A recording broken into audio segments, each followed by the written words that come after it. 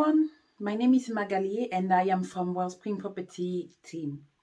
Welcome to my channel. On this channel we talk about property investment and both creative method and also the traditional method of property investment. In today's video we are going to talk about service accommodation, which is a creative financial way of investing into properties. So without further ado, let's get right into it. I've got my book here, so if I look down, please forgive me. I've made some notes to make sure that I don't leave anything out. So what is service accommodation? Service accommodation is basically where you're renting out a property like a hotel. So you're letting out a property that you own as a hotel on a night-by-night basis. There is absolutely, well, let's say there is very little to none regulation around this. Anyone can start. If you own a property at the moment with or without a mortgage on it, you can let it out as a service accommodation, and it's a very high cash flow. What's the advantage of service accommodation? The advantage of service accommodation is that it brings you more money in than if you were to let the property out as a single let, for example, as a family or as a house of multiple occupation. Because as a single let or a house of multiple occupation, you let the property out, the money comes in on a monthly basis. While with service accommodation, you are renting the property on a night-by-night basis. And if you've done your market research right, then you should have a lot of money coming in, which can be double or 3 or 4 times. In fact, there is no limit to the amount that you can get based on the location of your property and who is your target market. Let's look into the section of who can get into service accommodation. Like I already mentioned, anyone can do so.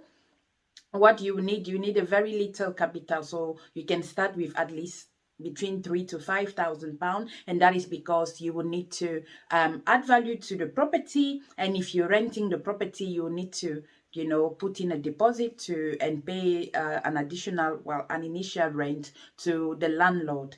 So if you don't own the property and you're looking to invest as a service accommodation today, what you can do is you can enter into a legally binding contract with an existing landlord where you explain to them that you're going to take the property, redecorate it a little bit, so improve it, add a bit of value, and then let it out on a night-by-night basis. So it should be legally binding on a contract, and the existing landlord should know what you're doing with the property. So no subletting, because that can get you into trouble, and we don't need to get in trouble. We need to make money. Okay, if you have a mortgage, if you live in the house and you're looking to move elsewhere and the property is located in a nice area, you can use that as a service accommodation. If you have a mortgage on the property, make sure that you contact the mortgage lender for permission, or if it's mortgage free, then just make sure that the council doesn't have any problem with you letting the property.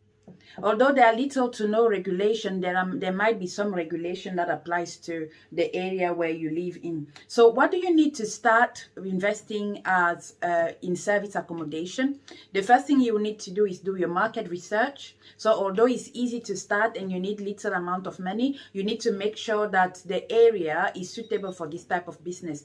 The most prominent part for this business is usually if your property is located in close to the town center or close to an amenity or a facility that people visit a lot. So it can be a hiking center, it can be, a children play area or anything like that where people constantly visit and you're able to get them. It can also be that you're looking to let this property out to corporate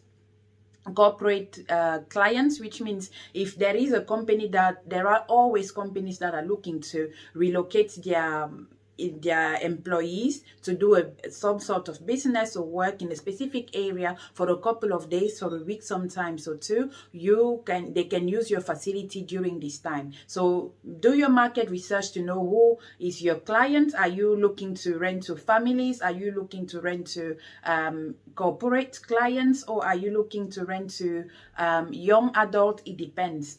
The next things that you need to do is make sure that where you live in your council doesn't have any issue with you using the property in that way. You will also need to install some fire alarm and fire exit into the property. You will need to refurnish it a little bit, so a brush of paint, dress the property up, nice furnitures. You don't need to go all in out, but it needs to be presentable so that when you put it on booking online, on booking.com, your property needs to stand out, and it should be something that people actually like to live in, because it's like a hotel, but you know, a smaller version of a hotel.